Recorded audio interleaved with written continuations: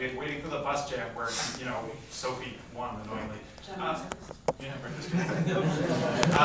I came back and there was one jam, toe jam, once a year. It was like, okay, screw that. And so Damien had just organized a jam and I organized more jams, and then the jamming culture of Toronto kind of exploded out of that. Plus the international jamming culture was becoming more and more prevalent, and we essentially just opened a lot of ways for it. And Jason Kaplan with GDDC, which is technically an international jam, but he's local Toronto. And so basically you're saying that formalized education is evolving, but it's not yet evolved to the point where it's a true academia is even worse in that it's even slower, inherently. I mean, you know, the industry moves faster than universities. And if you take 4 years of my life, I've built, any 4 years, I've built 100 games. They're not finished games. I've only maybe made 1 or 2 of those for sale. I am, and have either taught or had a job in or done contract work in programming and 2D art and 3D art and game design and level design and marketing and consulting and probably some others I've forgotten about. Because that's modern game design. Valve gets it. Indies get it. Schools are still evolving from television and film and whatever else you guys evolved from. Well, because it's hard to mark everything you just laid down. And you have, and they're still on the concept of teams that all have separate skills. Because game design doesn't really work like that. A programmer and an artist are nowhere near as effective as a programmer artist. Because they can make graphic systems that work first time instead of having to pass them over to the artist, and then the artist tells them something which he knew 3 weeks ago, and back and forth. But are schools churning out programmer artists, or are they churning out programmers and artists? And, you know, is that and the issues? they're teaching programmers a wide, because it's computer science degrees. They don't know that they're going to be becoming game designers. There are some more specific courses. There will become more specific courses. I'm sure you guys are turning out far more specialized people in those skill sets instead of the universities teaching very generalized programming knowledge. But even more than that, it's about speed and iteration, which are not hallmarks of big industry, and they're not hallmarks of school. Every major indie developer has jammed, and every major indie developer, so there'll be exceptions to this rule, but the Experimental Game Prototype Challenge, there's jams at GDC. Terry Kavanaugh has built over 1,000 games. Cactus has built over 1,000 games. His failure folder is like 2,000 projects in it or something ridiculous. Yesterday. Yeah. There's all these tropes running through the indie community of games in a week, jamming, experimental iteration on prototypes, turning prototypes into large games, submitting prototypes to contests and public opinion to see what works. And so I'm basically done here, but all of the things I've said do not match up with the general mental image of a large school. And I mean, there are definitely people who have succeeded directly from a university or from going into industry after school. But the new wave of people, which Unity is allowing, which digital distribution is allowing, which Greenlight is allowing, you can buy a cheap laptop, make a game, put it on Greenlight, and there are 0 other requirements. Get 0 votes. or you can do proper marketing and no graphic design and everything else, and get way more proper marketing. Oh, are you talking about your specific game? Yes. No fights. Right. You can understand that there's lots of opportunities for being self-taught, for teaching yourself. The knowledge is out there. If you want to access it, the internet is a major wonder of the world. The internet is a major wonder of the world, which is here to stay. Absolutely, and it's changing the face of formal education as well. It's having an impact not just on the gaming community, not just on the ability of individuals, but also on education as well.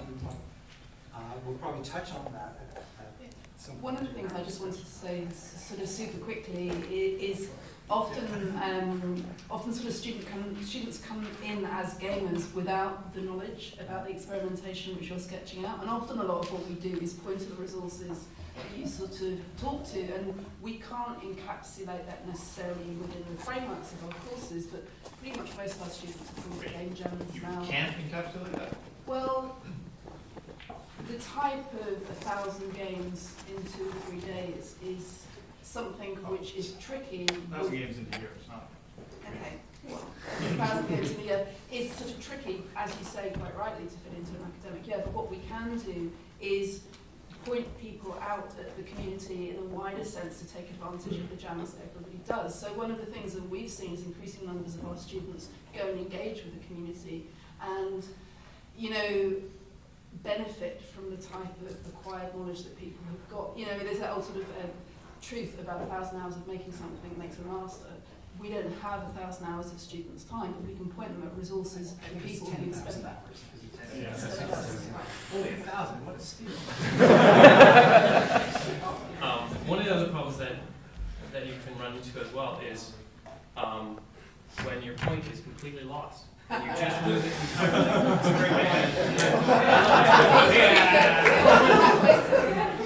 I'm done, that's all I got. Drop the mic. He's just completely turned his back on his entire battle. So next on the list of my questions, and we've touched on this in our discussion here, what are the core differences between the university and college approaches from your experience? You were supposed to jump in. I know for us on the college realm, consistently, at least for what I try to teach and for my understanding of it, it's really specifically our goal is to get people jobs as much as possible, to train them up to be able to give them the skills that they can get a job. Now what that means as an artist is, as much as possible, draftsmanship in some way, shape, or form. For us, primarily focusing on 3D, it's understanding the software, understanding good design in 3D, understanding how to translate your idea into three-dimensional stuff that would be put into a game, dealing with all the technical constraints that you have to deal with, then dealing with an engine. A lot of it's technical, but we try to limit that as much as possible so that we can, as much as possible, focus on the art side of it, because really coming into a school and only learning software that's a waste of your money. That's just a monumental waste of your money. I'm glad you say your focus is good. I'm glad you say your focus is finding students jobs. Here's an anecdote that'll curl your hair entirely. So I was on the PAC, the Program Advisory Council, for a school that shall remain nameless, but it rhymes with Smurrum.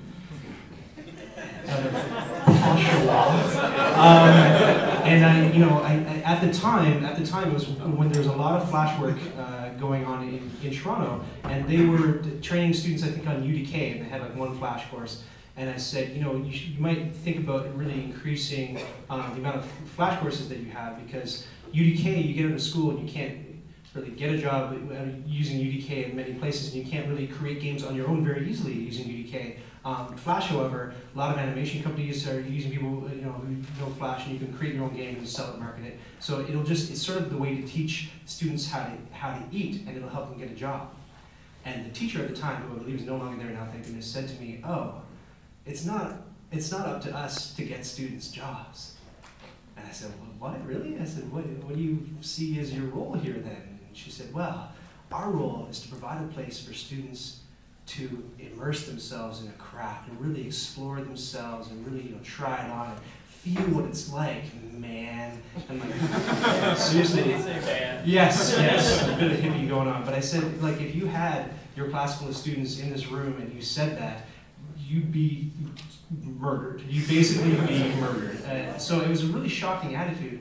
What I've seen is not that schools are trying to help kids get jobs. It's that schools are trying to help themselves get jobs by keeping their programs open, which is one of my most major criticisms. But differences between college and university, it's the same as many other pursuits, where university teaches you to think and teaches you how to manage kids who come out of college, and the college kids are, the college kids are the tradespeople, right? And so criticism I've heard of a lot of these colleges. So my employees have degrees. Well, yeah. And so I will say this: it's interesting because I remember you're starting I guess Sheridan has an animation program. They had a classical animation program, and then it became a degree granting program. And one of the ministry requirements of a degree granting program is that you need degree teachers to teach those programs, which doesn't necessarily. Name all the game developers you know with degrees, right? Like, yeah, all the good ones. I have a great teaching. short funny story about this. So Steve Swing, anybody here heard of Steve Swing? Right, he wrote the book Game Feel, which if you haven't read it, you're not a game designer. It's on the shelf of every good game dev. Seriously. Okay, fine, you're a shittier game designer. So it was like one of the, it's kind of widely hailed as one of the first very, very good game dev books because he picked a section, the inherent feel of controls in games, and he's an expert and he wrote this book that's this thick. So he goes into his teaching job and he doesn't have a degree in game design. And they're like, oh, well, you know, would you consider getting a degree? It's like, no. And then he throws the book down the table and goes, I wrote the book. Walks out. He runs the ASU game dev course. So getting back to the colleges and universities. Yeah, okay, I didn't want to be saying or making any kind of like judgments or separations between colleges and universities. You might as No, well. because largely I feel that colleges and universities are trying to accomplish the same things, but they do have slightly different mandates that are handed down from their administration. I mean, for us, it's not that we're not trying to get people jobs. I mean, we do want people to actually be able to graduate and get things that can earn the money and allow themselves to be fed. But we do try to make sure that the kinds of jobs that we're training people for are a little different. Like instead of just training people to be programmers, we're trying to train people to be like designers and architects. Like the people who are going to manage groups of programmers. And also we have this big thing of wanting to train people to have transferable skills.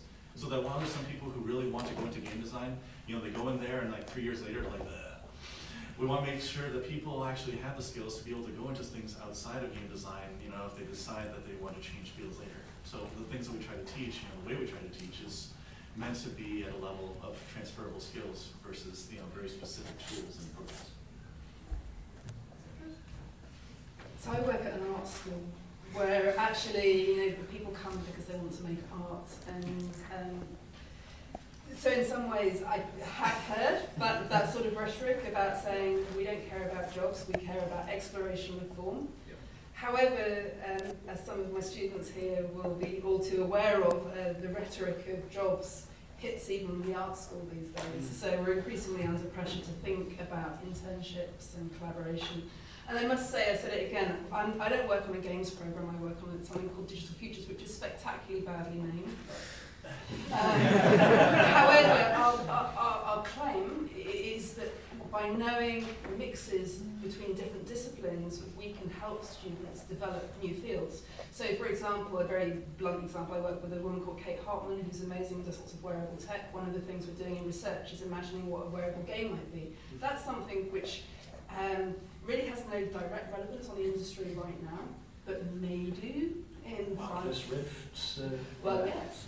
Yeah. So actually, our punt is on how our research can create new opportunities and new industries and new innovations, and how we can take very talented students who we've been lucky enough to attract and put them in those types of spaces. It is entirely likely that they're not going to be going into AAA game dev or even into indie game community, but it became very clear to me that we had a lot to do to work with the local indie community because of its effort and energy. So, but saying that back to the question, I just wanted to say these days there's less of a difference between college and the pressures that a college is under and the pressures that a university is under.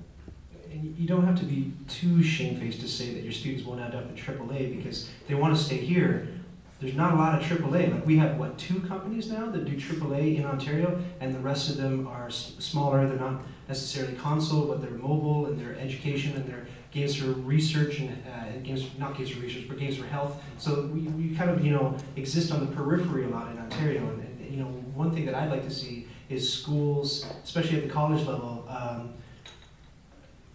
graduating their students with more of a mind to what is actually here, so that we don't have a drain of people leaving the province, and so that we're not cranking out 800 kids a year, which I think is where we're at, who all know how to use 3D Studio Max, and that and $3 will get you around on the TTC. It's one of the reasons we have so many modelers in the in Toronto indie community. One of the problems, speaking as one of the people that's created a whole bunch of them, is the tricky scenario you run into as a college, having to deal with some of those external factors and dealing with the idea of, I got to make sure we get these people jobs, is specifically the fact that while I love indie studios, not a lot of them hire the number of people we churn out. Now, mind you, loads of AAA studios don't either. So it's a bit of a catch-22 to make the number of people that we make into professional artists. But then there's just sometimes not enough jobs there, unless you make them fully formed. But I mean, schools I think could do a little bit of a better job at integrating industry, because I know, I can't speak to what every school is doing, but I know George Brown's, when they bring industry in, they say, you know, an industry person can come in and supervise a project, and you think, oh, that sounds great, and I think there's a rev share. I don't quite know how the business works out, but then they say the only hitch is that you need to use all 180 of our students on the project. It's like, oh my lord, right? So now you're managing like 180 kids, and you know, you're not getting necessarily the best artwork from all 180 kids, if you know what I'm saying, right? So there's an inability for, you know, I would be really happy if the schools were saying like, you know, here's an A team that we're putting together for you, or here's something that's going to be really worth your time. It's like now you have to sift through what every single kid is producing. So there are ways to rejig it to make it more attractive for industry to come in as mentors. Programs like that do exist. Actually, we have one specifically at Seneca. Usually around the summer, it's a bit of a summer internship. It's effectively in some ways like an extra semester of education. Is it for credit? You don't get credit for it, but you do get to actually work on a real project. Last year, I Do know you get some people. no credit, not paid? No, you are paid. Okay. Yeah, not much. By who? I don't know enough. Okay. I don't know enough to get onto the specific details of it. I know that the program exists. I know several people here worked on it. It was a Fort York program to make a basically a 3D augmented reality space for actually Fort York in the past with an iPad. So you look around with it and you'd be able to see Fort York in the past, if it's correct, if that's what it was. That's how I understood it. And in the future, it'll all be condos when you move.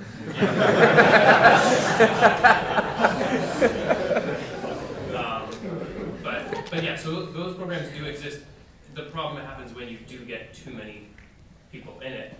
But also, on the counter side of that, how does a school say, hey, you're paying all this money, and 6 of you get to talk to this professional? That's what schools do all this. It's the Dan Ryan show. That's what schools do all the time, especially like you take a school like Centennial, Seneca, when I attended, they said, when you get in there, they say, oh, we'll give you, you know, we got a co-op placement. And you think, great, cool, co-op placement. And then you get to the end of that 2 years, 3 years with the other 80 kids, and they know one person in industry, and they can place 2 students, and everybody else is on their own. So when it came to co-op time, when I was at Seneca, you know, one girl worked at her uncle's trucking plant.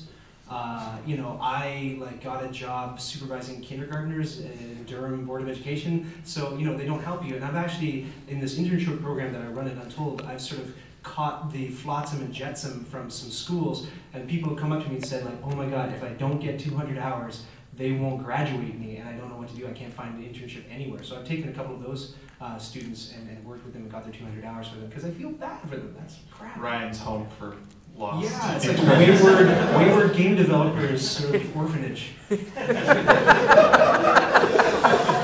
on.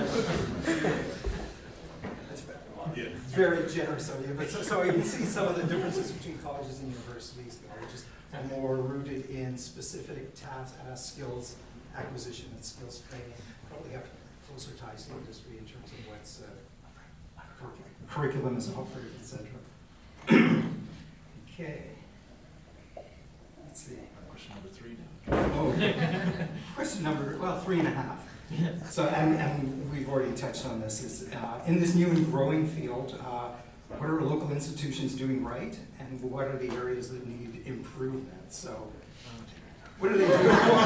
Somebody set the timer. We've talked about what they're doing wrong a lot. Yeah. What are they doing right? Anybody? Quiet. Level Up Show. Level Up Show is an absolute step in the right direction. So Level Up, if you didn't go, is as industry, you get a million emails around March or April saying, "Oh, come to our student show, come to our student show, please, please, please." Be serious, like, how many people actually know what Level Up is, or if country? Oh, look at that! Emily is worth the money.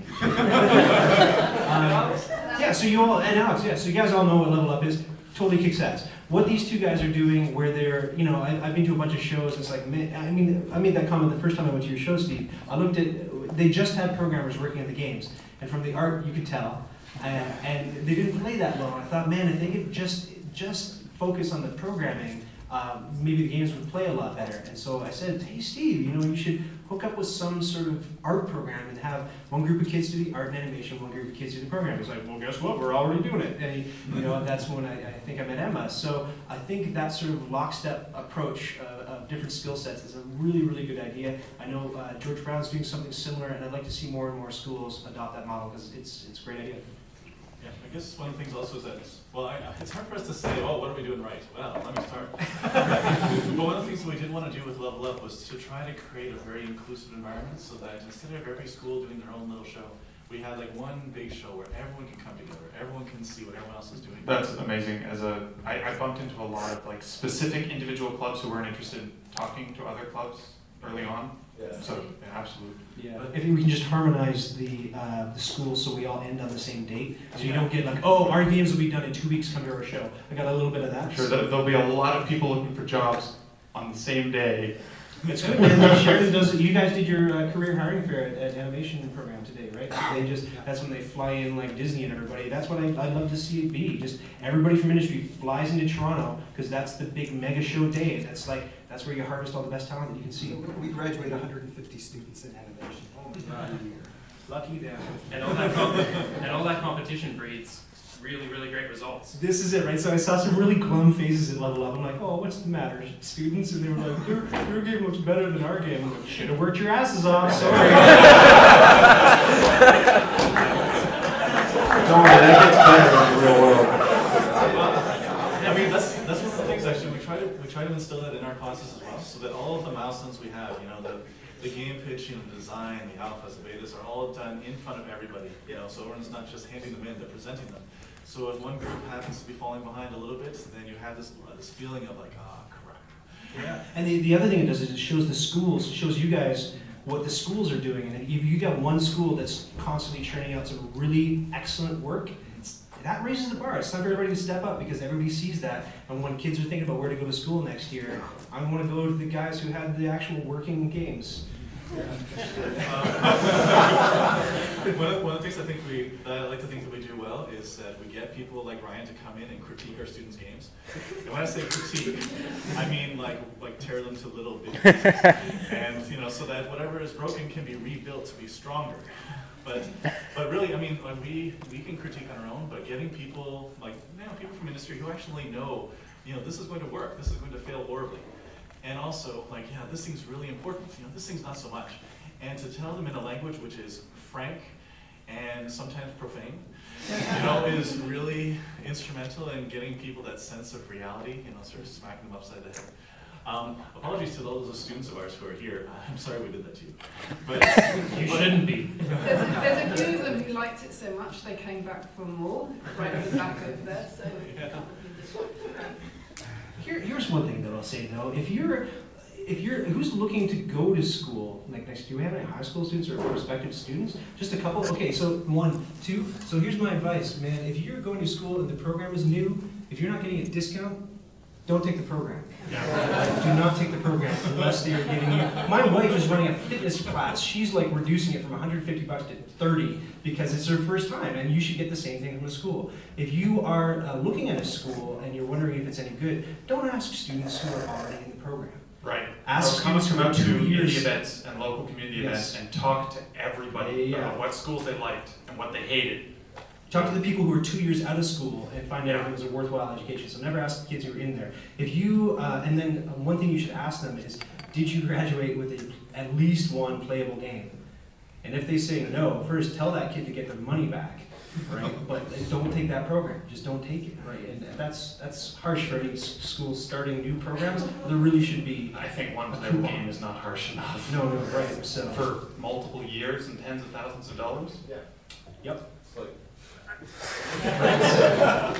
How much internet speed would that buy you? You could get like the Rogers Biggie package, like a supersized, super fast, download all the things package for that kind of money. When I was in Seneca, I mean, a lot of you probably had this experience. When I was in Seneca, the Photoshop course was, the teacher bought the textbook and just distributed it to the classroom, and that was our course, right? So, I mean, and then as far as the, the teaching staff goes, I was being taught by kids who graduated the month before, who were just out of the program, and now they were my teachers. One thing I love to say about teachers is that what you'll see a lot of schools do, Seneca did this when I looked at the new George Brown facilities, not to pick on George Brown, but other schools do this too. Look at where they're spending their money. So would you rather go to a school where the teacher just graduated a month before, but you got really slick, like iMac, big cinema screens, and the latest software? Or would you rather learn assembly code from Will Wright? Right? Because this is what schools can do. They can take that money and put it where it matters. I'd rather learn from friggin' Will, creator Spore, and lots of other great things in case you don't know. Yeah, SimCity. Didn't know that. Everything, SimAnt, SimHelicopter. Yeah. So, old SimCity, not shitty, broken SimCity. Good SimCity. So yeah, I'd rather learn from that guy than learn on the coolest equipment, because the equipment's gonna get outdated. It's gonna be old in a year, and they're gonna spend all that money on new equipment again. Spend it on a person, like somebody I've heard of, or somebody who's done stuff in industry, and really pay that person the lots of money it takes to get them in there. That would be killer. So I hear you Although, to be pay fair, that's a teachers lot of more is money. what you're saying. I don't pay the same bunch of us goofs who are teaching currently more. And what they're Go worth. get Will Wright. Like, well, I'm sorry. I think to some of the point though, a lot of the students that are really self-starters, the ones that really usually excel the most in the class, are the 2-3% of the people that we get. Most of the people that come into these courses are people that don't realize that they want to do games in the first place. They do want potentially other options. So they might slide themselves into that at some point, or they might go, oh, those look fun. And so sometimes I point out, there's a website, if any of you are at all interested in 3D art or even art in games in general, you should look at a website or know of it called Polycount. But a lot of people don't know of it, and it is the biggest website for game art, a forum that exists. Many people don't know of it. And look, most of the students I get in don't know of it. They don't know what normal maps are, they don't know many of the technical terms coming in, and all of it's readily available. I knew it going in. Well, so here's an interesting point. Why we don't let people into pre-med off the street? You have to be a dude or lady to get into pre-med, right? You can't just be some dude or some lady, right? If you want to take 3D animation at Centennial or at Seneca, we'll take you if you're warm. We'll check for. We do portfolio requirements. Okay, good. So certain schools don't. Not a lot of them do, right? So some do, some don't. A vast majority. Most. Okay, but the portfolio requirement is: can you draw a turtle or a pirate? Like, it's really. Come on, right? Like, I had to do an English test when I went into school. It's really lax. Like pre-med, you're not getting away with drawing a turtle or a pirate getting into pre-med, right? So I really think that schools they're taking you if you're warm because they want to keep their programs open and take more students than the industry can bear, which I think is a really crooked criminal thing to do. And then if you want to go to the next level of crooked criminal, some private schools will charge you $30,000 for the privilege. If you're going to get a shitty education, pay $3,000, not $30,000. I think it's fair to say, Or better yet, don't. I think it's fair to say I'm not even aware of necessarily, and maybe it's rude or not. I don't know of any private school, at least in Ontario, that's worth your money. Any of the larger private schools, they're super expensive and don't pay their people anything. I wish I listened to you guys earlier. Sorry? I wish I listened to you guys earlier. Yeah, okay, straw poll, if you're comfortable putting up your hand. Who's at a private institution now? And keep your hand up if you regret being right. Like, come on, for realsies. If any of you still are, you should leave. It's that thing where if you don't finish, you don't get that half grant back. So. Oh yeah. Well, it's the same with any school. So you're saying if you don't finish, you don't get half your tuition back. That's like a standard thing with schools, except they're taking $12,000 instead of $1,500, right? So. I didn't get money. European has all my money right now. You get the money back when you go to the academy and then they lose their accreditation and stop being a school. That's when you get your money I back. didn't actually get money back. No, you don't. Oh, really? I'm wrong. Oh, never mind. So I want you guys to put your industry hats on now and say, so what value, if any, is formal training to the industry? What do you look for in terms of formal training? I've been to a lot of job interviews. Probably the cautious recent one, as I was flown out to Sweden for a job interview. A previous one, I was flown to Germany to work